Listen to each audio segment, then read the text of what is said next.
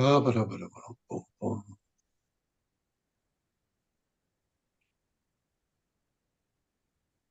Chair, we're live. We can start the meeting. Lovely, thank you, Charlotte. Good evening and welcome to the North Strategic Neighbourhood Forum. The forum is made up of elected members of the council. I am Councillor Bowerman, Chair of the North Strategic Neighbourhood Forum. This is a public meeting and is being webcast to the public. Members of the public watching the meeting can submit questions to the forum throughout the meeting using the form on the right or below the webcast, depending on your device. Only questions relating to items on the agenda will be accepted. You can find the agenda available to download underneath the webcast. When submitting your question, please leave your name and the agenda item or subject matter that your question relates to. At the end of each item, members of the forum will ask questions, followed by any questions that have been submitted from members of the public. Before we begin, could I please ask that everyone mutes their microphones when not speaking, in order to reduce background noise and interference. Please can members ensure their video camera remains on for the duration of the meeting. Thank you. And we go on to, have we got their agendas? That's great. And the first line on the agenda is apologies for absence. Could we have apologies, please, Charlotte? Yeah, I've got Councillor Bray. Oh, thank you. Item 2 is minutes of the last meeting. They've already been read and approved. Item number 3 is the budget consultation. So I think we have Officer of the Council here. I don't know which ones is it tonight. You do. Thank you, Chair. It's myself. I'm going to hazard a guess that most members have seen the majority of this. I will skip through it as quickly as I can. Thank you, Ashley. Yeah. Just trying to share my screen. So we just got a few slides to run through. So the national context is as members are aware that the local government ombudsman, the local government Office of Budget Responsibility, has outlined that since the autumn statement, that locally financed expenditure will rise 21% in the years 25-26. That councils in England and Wales will have to use reserves of up to 2.3 billion to deliver balanced budgets, and before the statement that they did not have that forecasted for at all. And that local government spending will continue to fall as a percentage of GDP to 4.6% by the end of the decade. And in the 18 years from 2000 to 2018, only 2 councils had issued a Section 114 notice. Since 2018, there have been 12 issued, and many other authorities have stated there's only so much resource left in the system. So what does that mean locally? So since 10-11, we've seen a £700 reduction in real terms per dwelling for Tameside, which is about £318 per head. Tameside's real term spending reduction is about 22.4% compared to the average of 18.9%. What this has all meant is that there's been an over-reliance on locally raised taxation, which does transfer the financial burden from central government to local government. Key challenges will be of no surprise to elected members. We're seeing additional demand for all our services across the front line. We're seeing very fragile markets for social care and housing, seeing an increase in the complexity of care needs for social care, increasing number of young people requiring education, health and care plans. We're seeing more contact in terms of phone calls, front desk queries due to the economic environment, and we're having to go through digital transformation to ensure that we meet the needs of the future population. So at December, we officers presented the budget reductions by cabinet member to the tune of 12.689 million, with the largest numbers being in adult social care, homelessness and inclusivity, and children's and families, and finance, resources and transformation. This allowed us to present a balanced book before the local government finance settlement, and we went live on our budget consultation on the 19th of December. We've had 193 responses as at Monday last week. That's significantly more than previous year when we had 35. The consultation is still open. It will help shape the priorities. The link is on the slide, and I would urge any member of the public or any business to go and fill it in if they haven't already, because we are listening and we are reshaping as we go. So what are our next steps? So we have Executive Cabinet on the 14th of February, where they will approve the budget they recommend to Council, which is on the 27th of February. Looking forward, we want to do a bit more consultation, rolling with Cabinet updates, want to make sure that we're coming to neighbourhood forums for members of the public to speak on the budget as needed, and try and increase our member engagement. And that is a whistle-stop talk, Chair. I'm happy to take questions.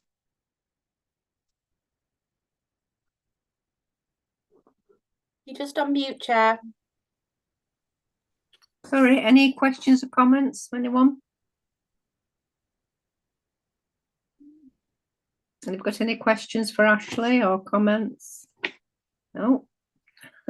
Thank you very much, Ashley. I think we're all okay with that. Thank you so much. Thank you, Chair. Item number 4 then is the carers strategy.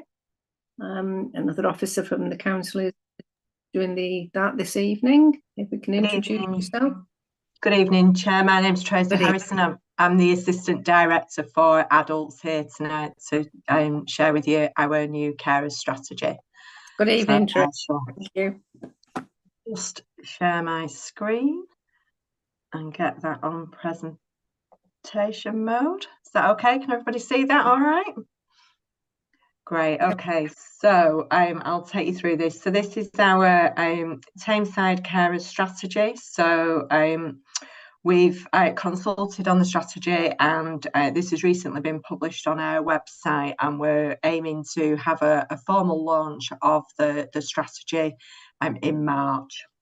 On your copies, you've got a link here to the strategies that will take you through to where it is published on the website for a bit more detail. Okay, so who is a carer? I think most of us will have an idea in our head of what we mean by a carer, but this is distinct from a paid care worker. So a carer is somebody who's providing that care informally and unpaid to support a partner, family member, friend or a neighbour, and as I said, is different to that of a formal care worker that is paid. Okay, so throughout 2022 and 23, we consulted with carers across Tameside to understand what is most important to them. And we did that through a number of different fora to ensure that we were capturing as many views as possible through that period. So we did that through their assessment. So when somebody approaches adult social care seeking help for care and support, we also offer the carers or their family member an assessment of their own if we become aware that they are caring for someone. So we sought views that route. We've had a range of carers coffee mornings and over the year, and that's been a really good way to have those direct conversations with people, and they're offered, which I'll pick up shortly, through our carers centre and a number of hubs in neighbourhoods. We also have a carers forum, and we're growing the number of people that participate in that as we go. And we did also ask an independent research company to support us with independent focus groups and forums, so that people felt they could speak freely about the support that they were receiving as carers, or not, as the case may be, so that we were really assured that we were capturing what was important to them. Lots of feedback forums, and we did have a big conversation as well for carers in the borough. So our vision for carers is part and parcel with that for adults in the borough, that we want people to live well in the place that they call home, in their communities, and where they can support one another, doing the things that matter to them the most. So what did the carers tell us was important to them, and what's formed part of our strategy? And the biggest one of those is identifying and recognising carers. So sometimes people don't realise that they're a carer because it's just part and parcel of what they do. They're looking after their family member, their loved one, and don't realise that there is support out there for them in carrying out that role. Being recognised as the real and expert partners in the care of the person that they're providing support to. They often know them the best, and they really want that recognition. And what we know as well is that if we're recognising and supporting carers, they often feel better in their own health and well-being and able to go on providing that support, which speaks to point 3, which is more closely aligned to staying healthy and well. And the more we can support them, the more they support us. Getting the right help at the right time, so timely support for carers as well, them knowing how to access support from us and wider council and partner services is really important.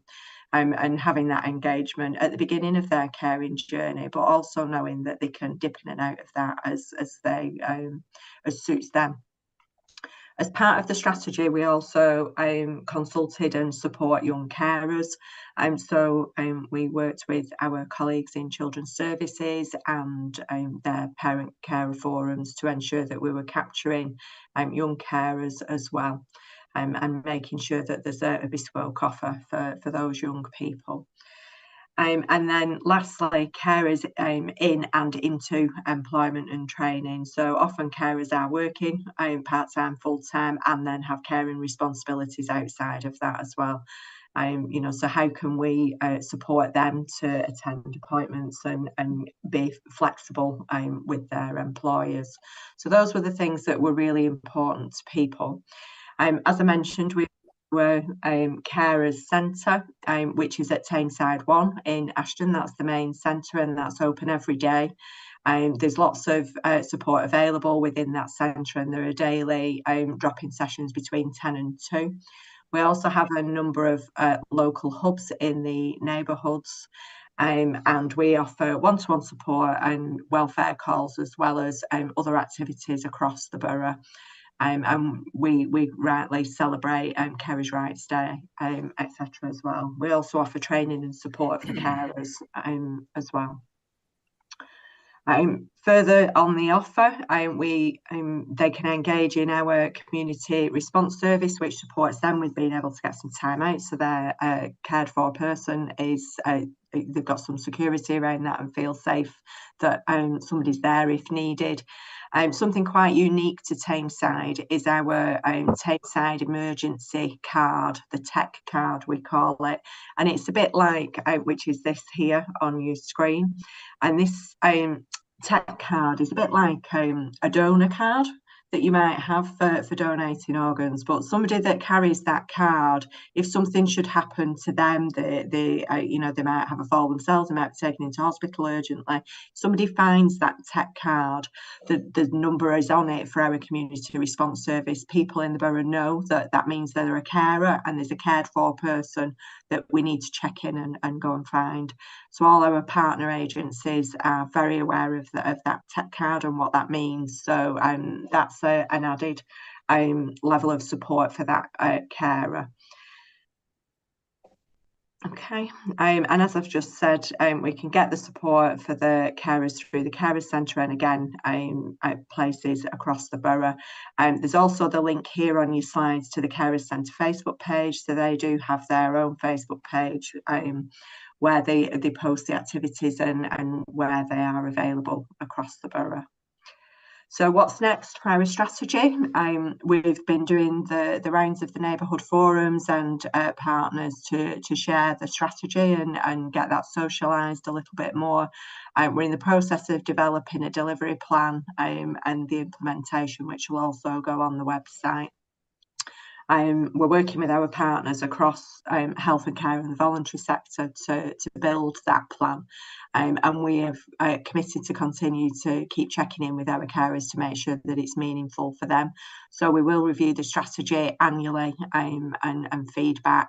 And as I said at the beginning, we will be hoping to have a bit of a formal launch in the Carers Centre in March of the strategy. So that is the end of my presentation, and I'm happy to take any questions. Thank you very much, Tracy. Yes, I think the tech card is an excellent innovation.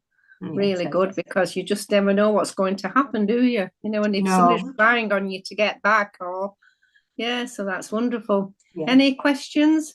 Anybody? Tracy, for Tracy? Yes, Councillor Chotsky. Thanks, Chair, and thanks, Tracy, for this presentation.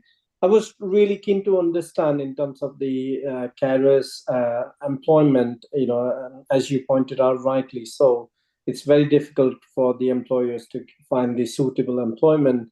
And also just wanted to understand about carers' break, and in terms of what sort of opportunities out there for the carers to be able to access the respite or the other form of not relying on the traditional form of support. Yeah. But is there any alternative support available for the carers in that respect? Yes, so I'm taking the respite question first, Councillor. It's very individual, so we don't have a prescribed offer for respite. Carers can be assessed. And through that process, we'll understand their needs as well as the needs of the person that they're caring for. And so respite could take many forms. It could be facilitating somebody to go in and sit with the cared for person while they go to the hairdressers, or go out and meet friends. It could be, the cared for person going into respite, which gives the carer some form of a break at home. So it is very personal in terms of what is offered, but there's a range of opportunities there, and it will all be on an individual needs basis around that person and how they would choose to do that. And again, we have lots of activities available which often give the carer and the cared for person a bit of time out with other people that can support the cared for person during that period. So I hope that answers that question. Forgive me, Councillor, I've forgotten your first question. Would you mind just repeating it? It was just around the employment. And yes, that's right. Yes, so from an employment perspective, we will support carers around their rights, and if they're struggling with their employers to get the right sort of support, we will support them around those conversations and all of the information that they need. And as I said, we do also provide access into training opportunities through our education providers within the borough, if that is something that they're interested in. And again, that also fits with the respite. You know, if they want an opportunity to go and participate in training courses and things like that, but feel that they can't because of their caring responsibilities, we can again facilitate that, so it gives them the break from that. Okay. Thank you. Thank you, Tracy. Any more questions or comments of Tracy? Yes, Councillor Kareem. Thank you, Chair. Thank you, Tracy. It's a nice presentation. Who can be the carer? Neighbor, partner, or friend? I missed the first line so much.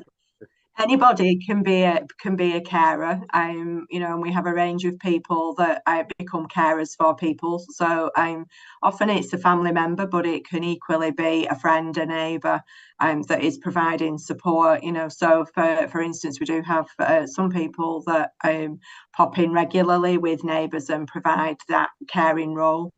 Because they might be on their own. So there's no fixed term other than it is a person that is providing caring role unpaid in that book. And like I say, that support can be assessed by our team if they want access to respite or other activity, so we can make sure that they feel supported in carrying out that role. Thank you. You're doing an excellent job, because a lot of people hadn't realised they were carers even, had they? You said so, yeah. Any more questions or comments of Tracy? No, thank you very much. Very informative, that, Tracy. Much obliged. I'm sure you'll be coming back to update us a little bit more with the launch. Absolutely. Thank you very much. Thanks very Liz. much. Thank you. Bye-bye. Bye-bye. On to item 5, which is how to become a foster carer now. And who we got tonight to update us with this item? Hello, Chair. My name's Gordon Murray. I'm the Head of Service for Fostering. So thank you for having me along here. And if you can give me a couple of minutes, I'll just, not a couple of minutes. Good evening, Gordon. Thank you. I'll just bring up the presentation. Sorry. If you could bear with me a second. Oh, I'm having trouble finding it. Bear with me.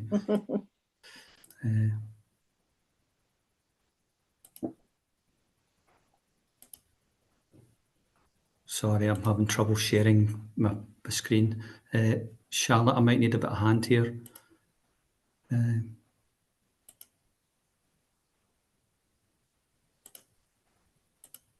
you got the share option at the bottom of the screen? Yeah, I'm just going down. I can't. Just click on that and where the presentation is. If you just click on the presentation. All right. Okay. All right.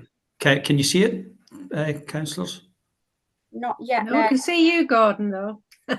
Can you see that now? No. Oh, I apologise for this. Do you want me to do it, Gordon? Yes, please. Could you? Thank you. Can everybody see that? It's just coming through now, Charlotte, I think.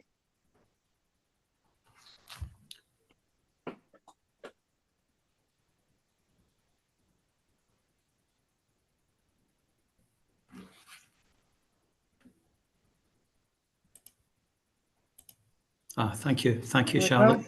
Just let me know, Gordon, when you want Charlotte. My pleasure. Yeah, okay, thank you. Apologies for that, councillors. So yeah, I'm here to say about becoming a foster carer in Tameside. Next slide, please. Thank you. Oh, too many. Yeah, so what is fostering? So fostering for Tameside means you're helping children in your local area. We're not for profit and we're locally based carers, help keep children close to their existing schools and support systems. Fostering is fun, flexible and challenging, and it is rewarding, and you can make a real difference to children's lives. Every year, tens of thousands of children across the UK need foster carers while they can't live with their own families. This means that new foster carers are needed every year, and we're asking, because we are looking for foster carers in Tameside, and it's something that we do need. Next slide, please, Charlotte. Thank you. So I'm not going to go through every bullet point on this, but by becoming a foster carer, you'll be providing a nurturing and welcoming environment where children and young people will be safe and have a place to call home.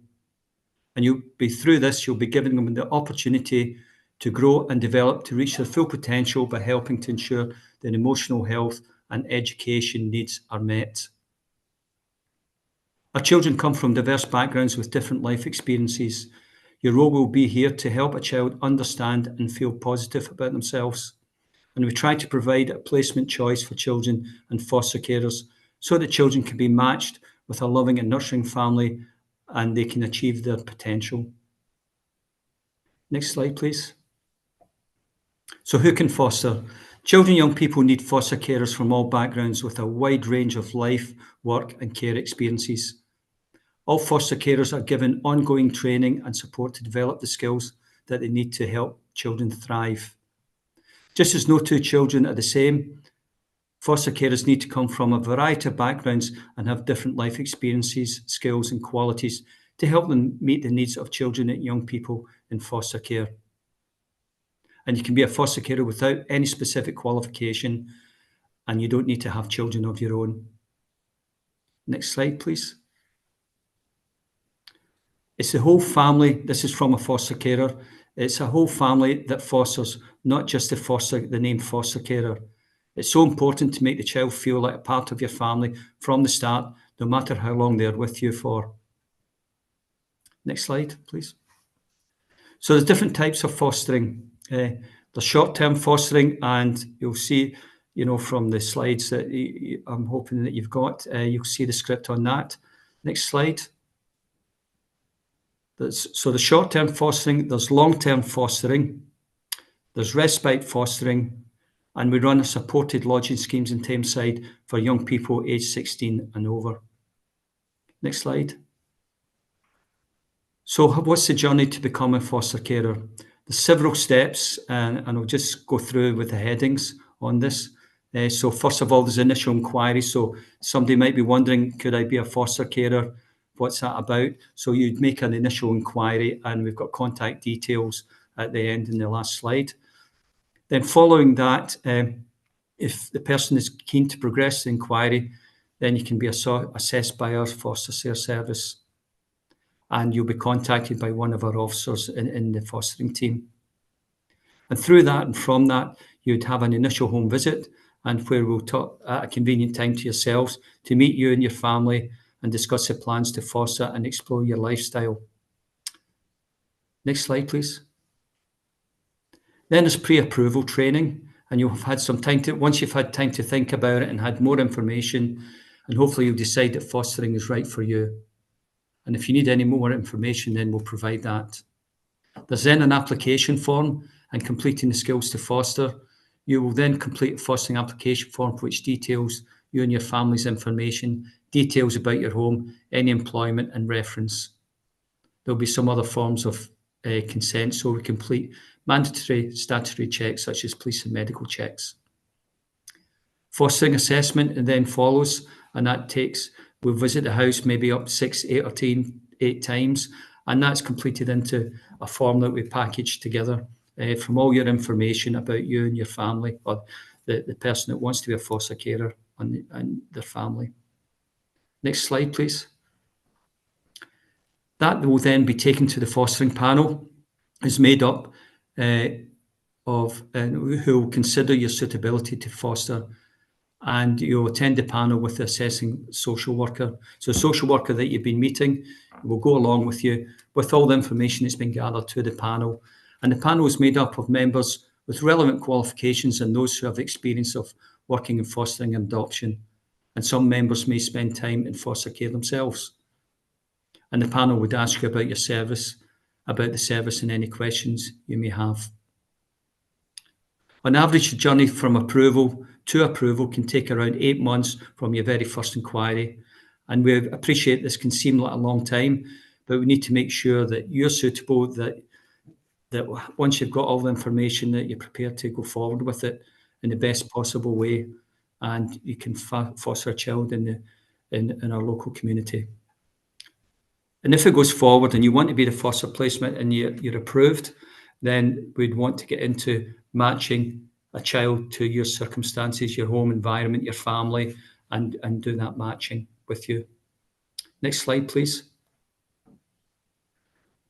They will be provided, the foster carer will be provided with support, and they do currently. So there are supervising social workers who work with you and alongside you throughout when you have a child. The child themselves or children would have their own social worker. So this is specific for the foster carer to provide that support. There are also support groups that run, and there's different ones around as well. So there's that foster carers can tap into. Next slide, please.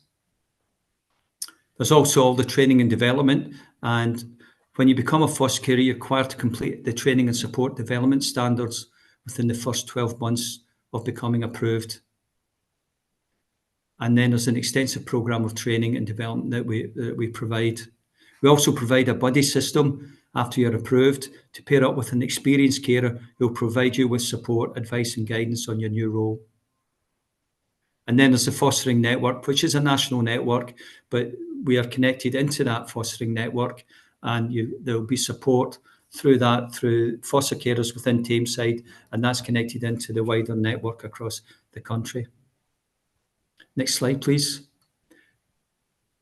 Payments are, you do get an allowance as a foster carer, you do get an allowance. There are weekly payments, and all foster carers receive a weekly allowance, which is paid every fortnight. It's made up of 2 elements, an allowance made on and based on the age of the child that you're looking after, and an allowance based on your skills level of a foster carer.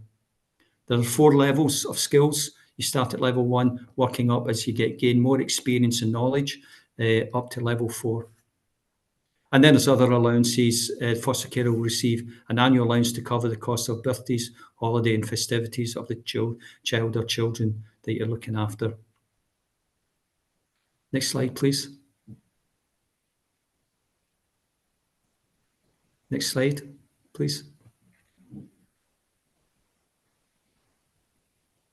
Charlotte, next slide, please. Yeah, it's on mine. I've got fostering myths.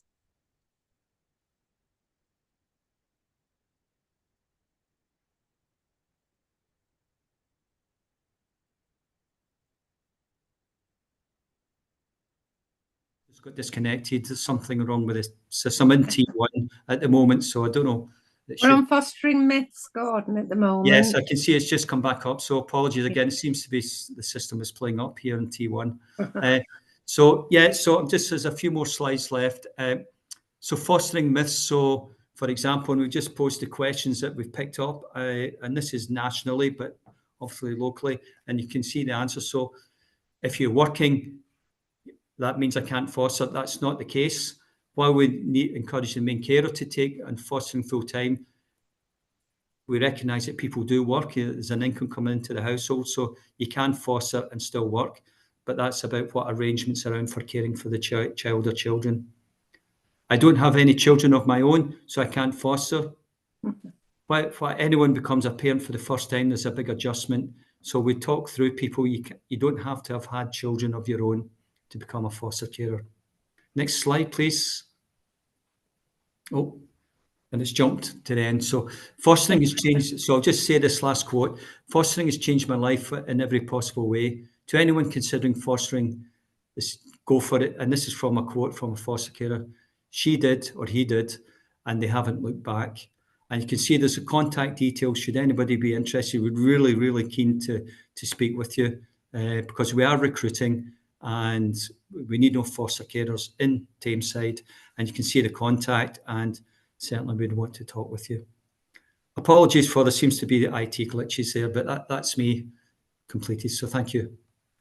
Thank you very much, Gordon. Very interesting that. It's very worthwhile as well, isn't it, to be a foster carer? Yeah, definitely, yes. Yeah. Any questions or comments? We've got foster carers that have been doing it for over 25 years. Yeah, indeed. Yeah. Any comments or questions for Gordon, from our councillors? No, I think it was all very self-explanatory, Gordon, wasn't it? That's good. Very interesting, and honestly, word of mouth, you can tell people these the information that's online that you can have a look at. Yeah. I've got a question, Joyce. Yes, go ahead, Councillor Fairfield. That was me. It was actually Dave. Oh, was it? Sorry, Councillor Howard. Yeah, didn't see your hand up. I'm not sure how this works. Anyway, I was wondering if you employ social media to publicise the need for foster carers.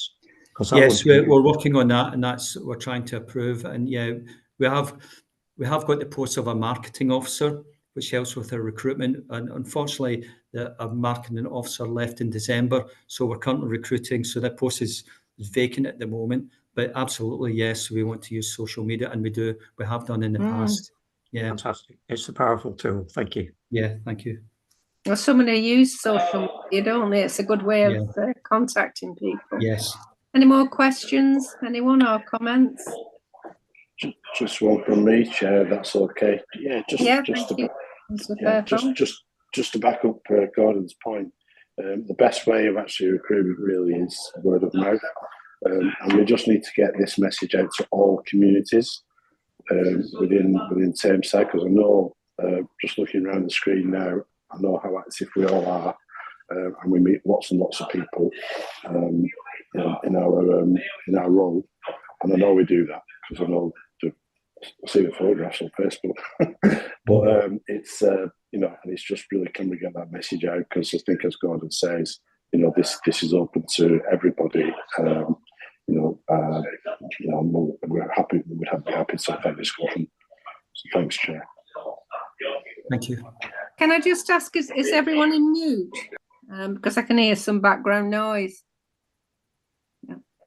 Thank you very much, Gordon. No more questions or comments, anyone? It's very interesting, that, Gordon. Thank you so much. Well, thank you. Thanks for your time. Thank you. Appreciate it. Sorry, I don't know that. And we're on to item 6 now, which is the local plan.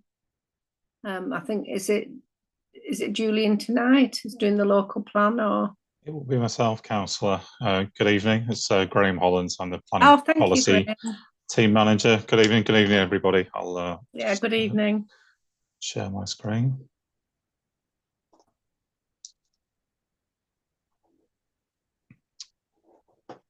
Okay, so yeah, good evening. So just here this evening to give an update, I suppose, as to where we are in the process of preparing plans.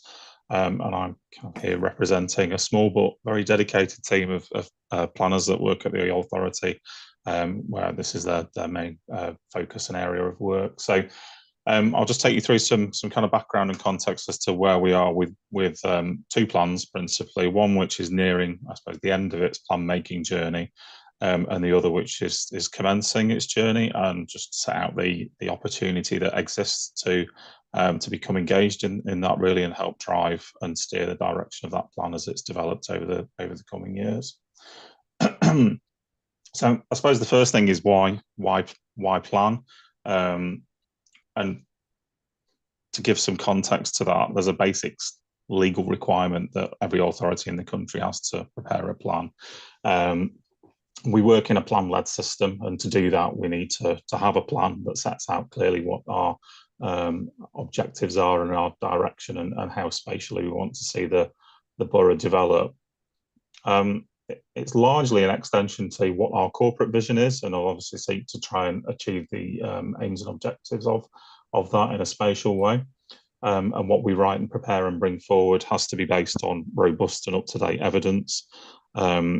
So everything that we do, we present as part of an examination at the end of the plan making process, and it's the only plan which the authority which it prepares, which has to go through an independent examination process, where inspectors are appointed by the Secretary of State, and we have to demonstrate that what we've brought forward over the course of a number of years is what's termed sound, and soundness is about the plan being justified, which links back to that basis of up-to-date evidence, that it's been positively prepared and meets development needs and aspirations, but is also consistent with national policy and clear about what it says, which is a test of effectiveness. So what do we have in a plan, I guess, is the next question. And it's about many of the subject areas that are on the screen in front of you, and it's about promoting certain things and protecting certain things. And obviously that'll vary depending on where plans are brought forward and what their overall intention is to do. The law says basically in terms of making decisions on planning applications that we do that in accordance with the development plan that exists for a given area. So this is about setting a framework of policies which guide our decision making on planning applications. And it's about how we want to see the development of the borough occur over the long term.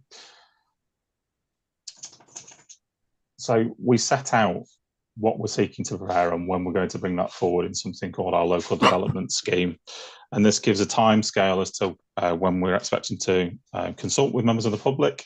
And it also is really clear about what our existing framework of planning policies are and what our intended framework of planning policies are going to be and what plans they're going to be in. So this is on the council's website and was published in July 2023. People can download that and sets out mechanisms as to how and when we're going to do that. So our current adopted plan, and it's worth being really clear that in some authorities, your local plan, or what's termed a local plan, would just be made up of a single document.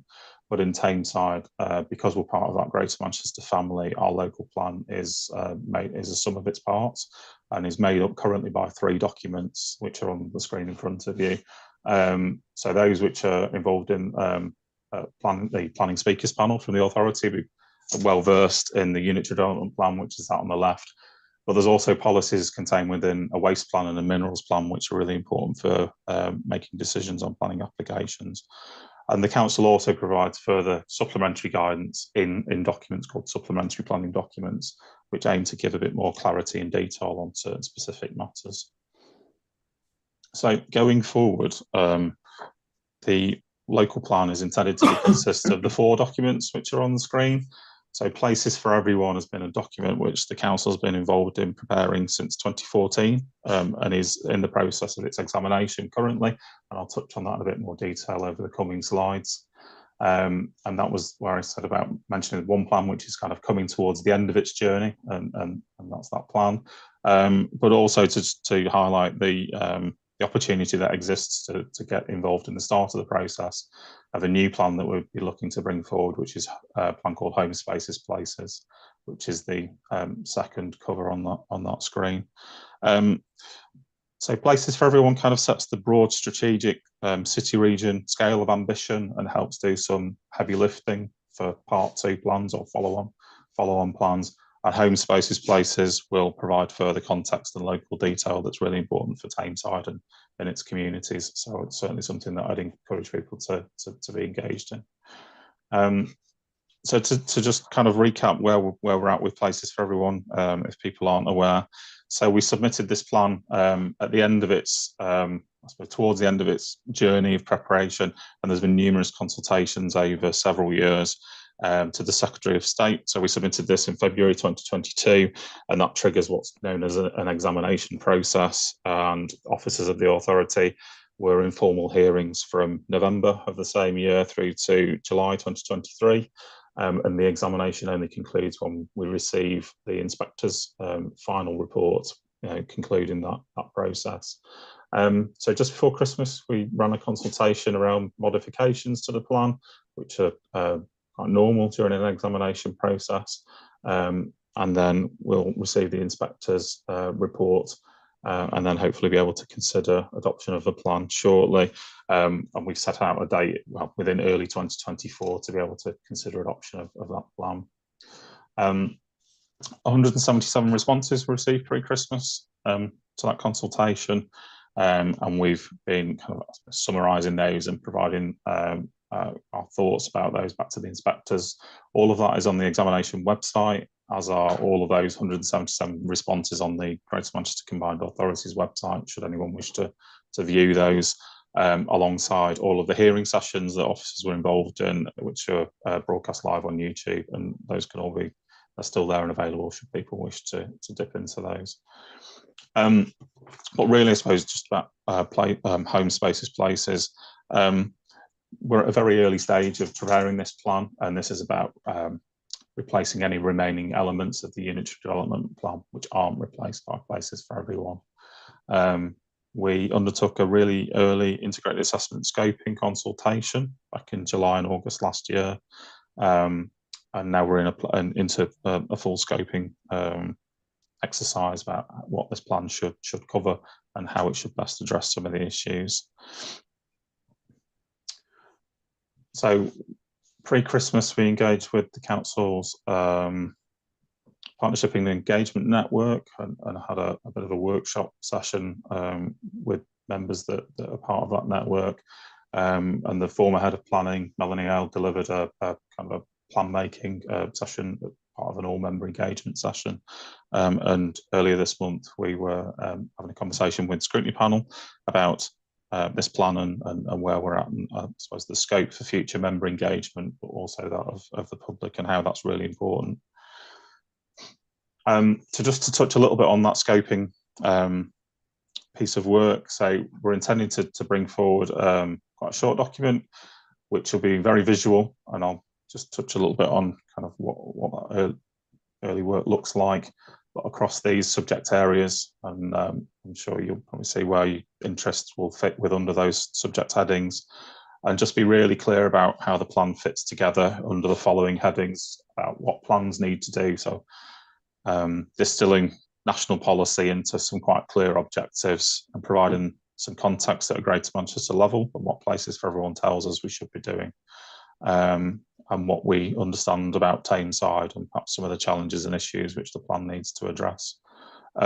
Visually, just to give you, I suppose, a flavour, so some of the early draft work with our design team is the intention is that this is quite a visual piece, and those of you that have looked at planning documents will realise that they're normally quite, I suppose, dry, and there's a lot of text in there, and that's for good reason as we progress the plan. But at this early stage, it's really important that we, I suppose, make this as really open and easy to engage with, and that's why the intention is for quite a visual scoping, consultation and engagement, and this is kind of the direction of travel at this point in time. So just to reiterate, I suppose, back to the local development scheme, this sets out our intended timetable, and plans aren't quick to prepare. And I just mentioned that we started Places for Everyone back in 2014 with the first early consultation in 2016. And Home Spaces Places is the second row in there, and it was being in that plan scoping stage at the moment, and starting to draft our plan and gather thoughts together. Around that, there's clearly risks and opportunities, and those that are on the screen, we've probably experienced all of those during the time of bringing forward Places for Everyone.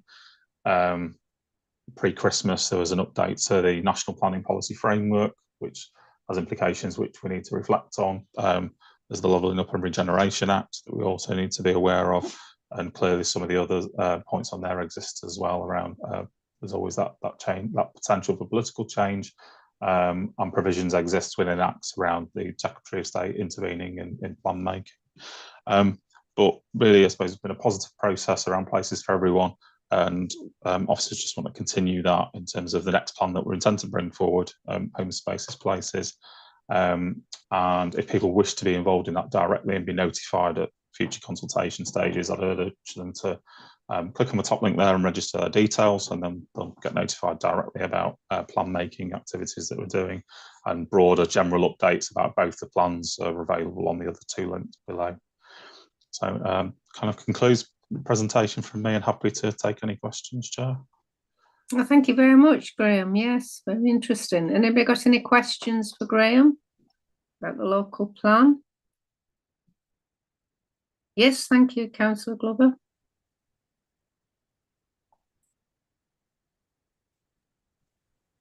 Yeah, does the plan have a finite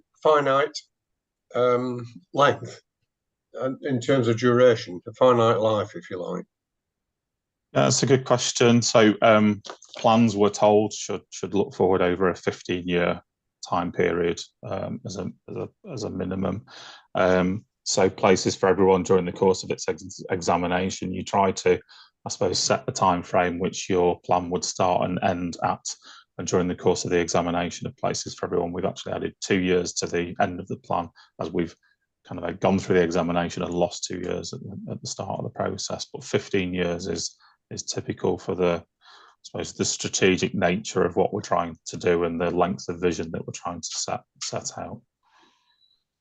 But with a 15-year plan, then the world is likely to change, especially these days, the way it's going on. So is it adaptable? Can it be changed? Is it set in stone? No, so there's we're instructed that we should look to review plans every 5 years. We undertake monitoring on the plan that we bring in every year, and we publish that in something called our Authorities Monitoring Report. So there's a real requirement for us to keep them under regular review and make sure that the policies in them are, I suppose, up to date. But it's also part of the examination process that we bring forward policies which, I suppose, are adaptable and able to reflect those changes as things progress. I suppose some things are to some degree are inevitable during the lifetime of the plan. Not that we plan for it, but we probably expect to see a recessionary period within there. But so policies should be flexible and adaptable to be able to kind of respond to those changes that we'd see. Thank you. Thanks, Councillor. Any other councillors? Any comments or questions? Yes, Councillor McLaren. Yeah, just a quick one. When you presented to the meeting, the scrutiny panel, you mentioned that within affordable housing, social housing was contained within it. How clearly defined? I'm not talking about numbers specifically, but how clearly defined is the criteria moving forward for social housing in the document, or is it relevant? I think that's within our gift and scope to define as the plan moves forward. So we'd look to reflect the evidence as that is kind of presented to us. We'd also look to reflect the council's housing strategy that's in place at the moment, and that's supported by a relatively up-to-date housing needs assessment as well. So we'd certainly reflect all of that. And I suppose coming back to Councillor Glover's point about future-proofing and kind of being aware, I suppose it's getting the balance of policy wording right so that we're able to, I suppose, reflect future evidence as that evolves should the position on affordable housing and the right mix of affordable housing changes over the course of time. So within the scope of what we're looking at, for sure, and certainly something in terms of balance that we can look to address as we go forward. How, as councillors, can we affect it sort of now as a starting point? Because you've got to start somewhere. You've got to have a plan that starts somewhere. And how, as councillors, can we input into the process? Absolutely. So, absolutely, councillor input is critical to the plan as it develops, and thoughts. Also about councillors being an advocate, I suppose, for what we're doing here with the broader community is really important as well. We've been developing a paper with the Director of Place and the executive member around what future engagement in this in planning, in plan making looks like. That's not something that I can share this evening, but it's certainly something that we recognise as absolutely critical, and really want, I suppose, the best way to describe it, a kind of a safe space for councillors to have free and frank discussion about plan making and to raise some of the kind of gritty issues which planning tries to tackle. So that's certainly something that we'll be looking to establish and have a forum for, so that councillors can easily engage in the process and we can understand thoughts and opinions about the plan as we develop it. Thank you. Mm-hmm. Thank you, Councillor McLaren. Any other questions or comments, Graham? No? Well, thank you very much, Graham. Very interesting that, and we'll look forward to seeing you again when you give us an update. Absolutely. Absolutely. Thank you, Councillor. Thanks very much. Yeah, good night now. Right, we're over on to item number 7 then, which is the serious violence strategy. I don't know if Debbie or James is... It's me instead of Debbie or James. So hi there, Chair. I'm Anne Whittington. I'm a consultant in public health in the public health team. Lovely. Good evening. Thank you. Let me just share my screen as well.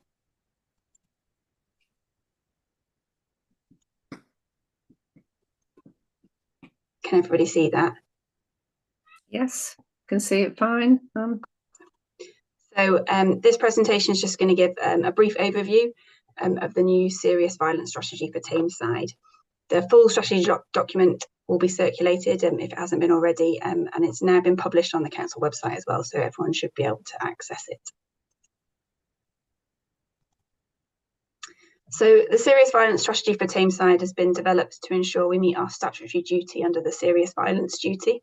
This is a new national requirement for key partners in all local areas to work together to plan around how they'll prevent and reduce serious violence in the area. The duty requires specified authorities in each area to be responsible for this plan, and the work needs to tackle serious violence. For Tameside, the relevant partners are listed here, and all of these sit on the Community Safety Partnership, which is the diagram on the right, and that shows the structure of different groups and meetings around the Community Safety Partnership. The National Serious Violence Duty has been put in place to respond to an increase in serious violent crime taking place across England, recognising the severe impact this has had on the lives of everyone affected. The duty also recognises some of the root causes of these issues linked to deprivation and poverty, and encourages a public health approach to tackling them, which involves long-term solutions based on evidence. In Greater Manchester, there is already established work to tackle violence within the Greater Manchester Violence Reduction Unit, or VRU, which was established several years ago, and has done a lot of work with communities to understand the root causes and impacts of violence, and has also produced a serious violence strategy for the wider GM area in response to the duty. In Tameside, we've been working closely with colleagues in the VRU to build on the work they've already done to support our actions here in Tameside. This is just a formal definition of what we mean by serious violence. So this has been included in the work leading up to developing the strategy for Tameside. In recent months, a strategic needs assessment has been completed to understand what serious violence looks like here in Tameside, the trends around violent crime, who is most affected, and the root causes around what leads to people becoming both victims and perpetrators of serious violence. This needs assessment has produced a series of recommendations of what more we need to do in Tameside to tackle these challenges, which is based on evidence. This infographic just shows a number of key findings from the needs assessment, which show some of the biggest challenges for Tameside. These inform the priorities of the strategy. So I'll just go through a few of them. We know that higher levels of poverty and deprivation, which we experience here in Tameside, lead to higher levels of serious violence. And there are other contributing factors such as lower incomes, lower educational attainment, and high rates of social exclusions. There's been an increasing trend of violent crime in Tameside in recent years, similar to regional and national patterns, particularly in town centres. Young males under the age of 16 are at high risk of being both victims and perpetrators of violent crime. There's a high proportion of people living with a disability in Tameside who are at increased risk of being victims of violent crime. And whilst knife crime isn't as high in Tameside as other areas, there is a high rate of possession of weapons offences. There's also a high level of high-risk domestic abuse in Tameside, and whilst the levels of knife crime are lower, the high proportion of the knife crime that we do see is linked to domestic abuse. So just to go on to the strategy itself, the main section of the strategy outlines the 5 key priorities for tackling serious violence in Tameside over the next 5 years. These broad priorities are aligned to the priorities in the Greater Manchester Serious Violence Strategy that I mentioned earlier. Under each of these, there are more detailed objectives of the work that we need to do in Tameside to address our challenges. These objectives are specific to Tameside and based on the findings of the needs assessment. There are a total of 28 objectives. There's a focus on the public health approach of supporting those who are at greater risk, tackling issues in the short and long term, and involving communities in the work we do. So these are the next steps. Oversight of the process on the progress on the strategy and the action plan will sit with the Tameside Community Safety Partnership, where all the specified authorities in the serious violence duty are represented. The objectives in the strategy will influence how services are delivered to tackle these challenges. The conversations and involvement with people living in Tameside will be ongoing to inform this work. And that is the end of the slideshow. So if I just stop sharing my screen. Thank you very much, Anne. Yes, any questions or comments on Anne's report? I know it is difficult, isn't it? Because we had the PCSO, our local PCO, sent us some information about how many knives they actually recovered. So, you know, that's a worrying thing as well, because you don't know who's carrying knives and who isn't, do you? Any questions or comments of Anne on a report? Chair, could I ask a question, please? Yes, thank you, Councillor Patel. Thanks for the presentation. You mentioned about, you know, trying to find out some of the root sort of causes for the violence. How much work has been done around that, and what have we found out so far? So I think so I mentioned there was a needs assessment. So that's when we look at all of the information that we have available to try and dig a little bit deeper into the reasons behind so what our priorities are and should be in Tameside. So I suppose it is what it says on the tin in terms of identifying the needs of Tameside specifically, but also trying to look at why those needs exist and what the reasons are. It was my colleagues in the public health team who put together the needs assessment. So in terms of a little bit more detail, I can take that question back to them. But I think if you have a look at the strategy online, it should go into a little bit more detail in terms of what the needs assessment told us and how that informed the strategy. But yeah, I'm happy to get one of my colleagues who leads on this to contact you after the meeting, if that's helpful. Yeah, that'd be great. Thank you. Thanks.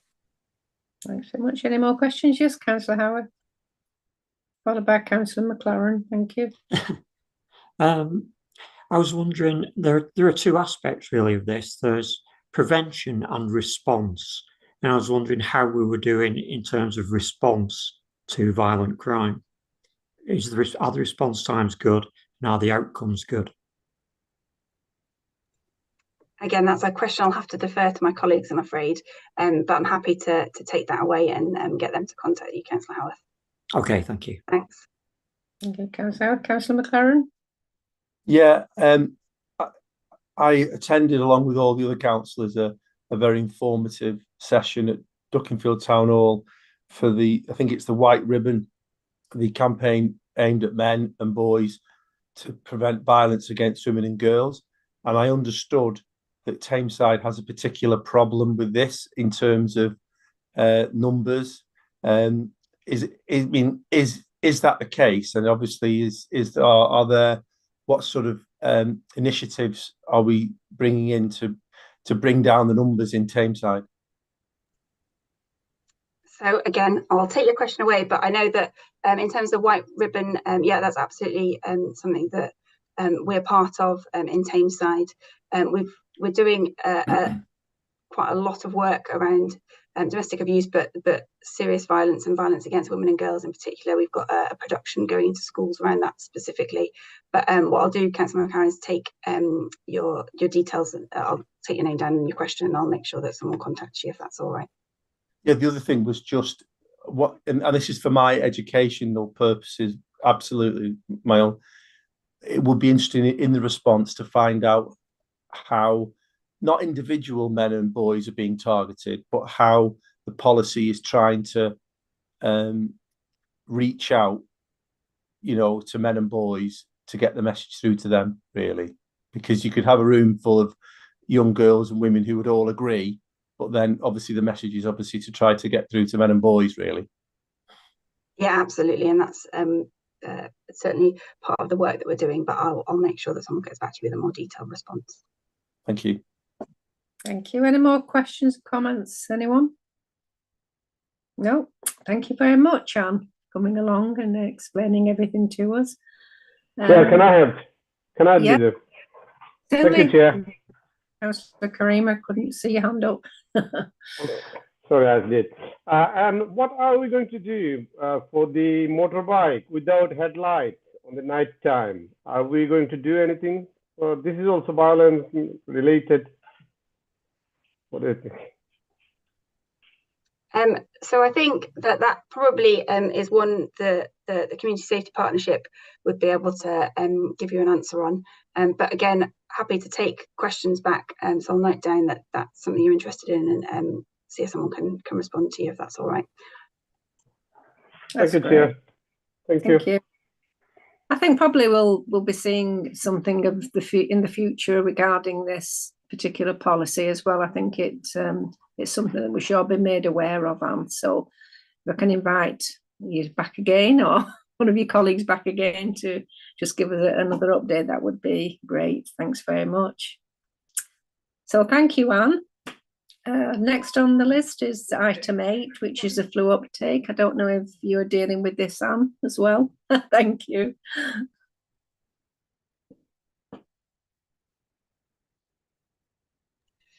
I'll mute myself first. Yeah, that's me too. I'll just share my screen again. Hopefully you can see that now. Yep. Yeah, okay. So, yeah, it's me, slightly different topic. So this is just a brief update on the flu vaccination and where we're up to so far this autumn-winter season. So this is the uptake rates as of December 2023. So our flu data tends to lag a bit behind. So obviously this is December 23. I know we're towards the end of January. We tend to get data towards the middle of the month, so we won't get January's data until mid-February. We've broken it down by neighbourhood, so you can see there each of the 4 neighbourhoods, and that's done by a primary care network. That's what the PCN stands for at the top there, but it roughly aligns to the neighbourhood forum areas.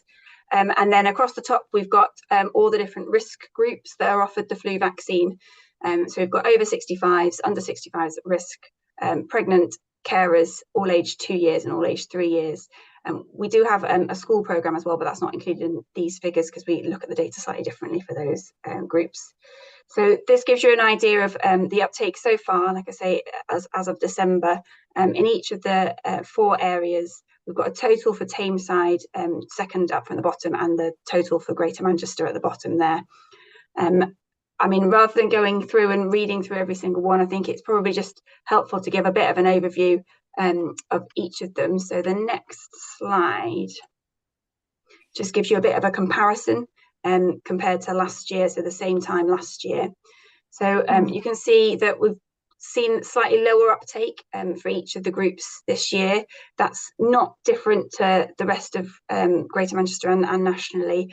We are seeing a slight decline in uptake for most groups in most areas. So we're not different to anywhere else in that respect. But obviously we'd always like to try and improve on our flu uptake as much as we can. And there's a lot of work that goes into trying to encourage people to take up the offer of a flu vaccine where they're eligible to do so. So you can see that the change isn't massive for most of the groups. The carers data tends to be a little bit less reliable because it depends on whether or not people are registered as carers within their GP practice, and also it doesn't necessarily get reported in the same way. So the carers data just gives a little bit of an idea rather than being overly reliable, but the rest of them tend to be slightly better. You can see that we've slightly increased the uptake amongst our pregnant population this year, and we're actually one of the only ones in Greater Manchester to have achieved that. We've put a lot of work into trying to make the flu vaccine more accessible to our pregnant population through working with maternity to try and make sure that it's accessible should women want to take up that offer. And we've also seen a slight uptake in our preschool vaccination for the 2-year-olds, and again we've done quite a lot of work to try and improve uptake amongst that group because we saw quite a drop last year, so we were keen to try and reverse that trend. So I think that's probably a fair summary of what's going on. There's been challenges, as I've outlined, that are experienced across the country and certainly across the region, and we're doing sort of averagely by comparison to our counterparts in the rest of Greater Manchester, but that gives you a bit of an overview. I think there was a request to have an update on the doctors' strikes as well. I think hopefully there may have been some information included in the pack for that. We haven't seen any significant impact that we're aware of in terms of the flu vaccination delivery, although it's worth noting that the junior doctors will affect both primary care and secondary care, so will have affected some of the GP practices in terms of their workforce. So yeah, I think that's probably it. Happy to take any questions. Let me just stop sharing. Thank you, Anne. Any questions, anyone? Anne? Yes, Councillor Howard.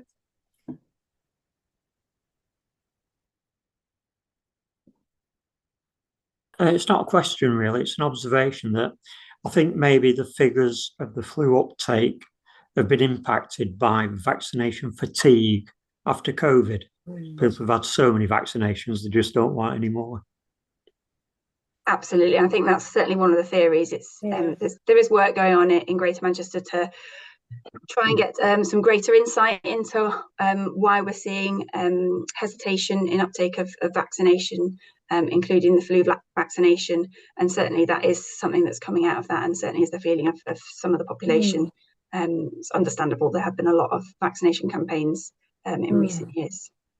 Yeah, there has been a lot of publicity, hasn't there, to have your flu vaccination, and your doctor's surgeries are texting you, and you know, so it's difficult when you see the numbers going down because it's very informative, isn't it, the flu vaccination. Yeah, but I think it's like Councillor Howard said, people are just fed up of vaccinations, you know. Anyway, that's good. Any more questions, anyone? Got any comments? Yes, Councillor Glover. On the last slide, they had targets on them and were significantly down on the targets. Do we know why? Is it the reasons that have just been given, or? It is a whole combination of reasons, I think. I think vaccination fatigue is certainly one of those. The targets are aspirational as a general rule. So all areas often struggle to get to those targets. Even pre-COVID, there wasn't common that the areas, including Tameside, managed to achieve over those targets. So they are aspirational, and ideally we'd like to get to those levels, which is why there's a lot of effort into trying to, like Councillor Barman says, maintain that publicity around where you can get your flu vaccine, try and make it as accessible as possible. But yeah, there's lots of reasons as to why, specifically for the flu vaccine, it tends to vary between people not believing that flu is a serious illness, and maybe not wanting to get the flu vaccine because they're worried about side effects. There's all sorts of different things, and we try to counteract that with different messaging that goes out, but it's a challenge. I can imagine, yeah. We can do our bit at our coffee mornings and things like that, can't we? You know. Yes, Councillor. There's been a lot of sorry, Councillor, carry on. Slight diversion. There's been a lot of publicity about the MMR vaccine. Is there any update on that at the moment, on the situation? Yeah, so there is, so it's a national incident at the moment with regards to the cases of measles that are being seen in the West Midlands, and there is certainly a national drive, including that we're getting involved with in Tameside, in terms of trying to encourage people to take up the offer of a MMR vaccination if they haven't already done so, or aren't immune to measles in another way. So there will be some people who will have had measles as a child, particularly if they're of older age, and there's lots of things going on in terms of national activity, but also locally, to try and encourage that uptake, specifically with practices. There's national messaging that's going out as well. So yeah, lots of activity going on behind the scenes, but certainly trying to get the message out there that measles is potentially going to spread, and that it is a concern, and that people should check their vaccination records. You can do that either looking at, if it's a child, of the red book that all the children have with their vaccination records in, or lots of people should be able to access their vaccination records through the NHS app as well. So checking there and asking their GP surgery for a vaccine if they believe that they aren't covered and would like to take up the vaccine offer. There is no upper age limit, so if someone has missed their doses of their MMR, usually they're given at 12 months and 3 years and 4 months. So if anyone's missed either of those 2 doses, it's not too late to catch up. They'll still be offered the vaccination, even if they're older now. Brilliant, thank you, Anne. Yes, Councillor McLaren, did you have another question? That was my question, the measles. So yeah, it is important that they do get the vaccinations. I know that. Thank you. Yeah, thank you very much, Anne. Yeah, very informative. That much obliged for that. No more questions or comments from Anne? No, thank you, Anne. On to item number 9, which is the date of the next meeting. So for your diaries, it's going to be Tuesday, the 26th of March. So that's your next neighbourhood forum. Thank you for all your comments and questions this evening. Very interesting. And I'll see you all soon.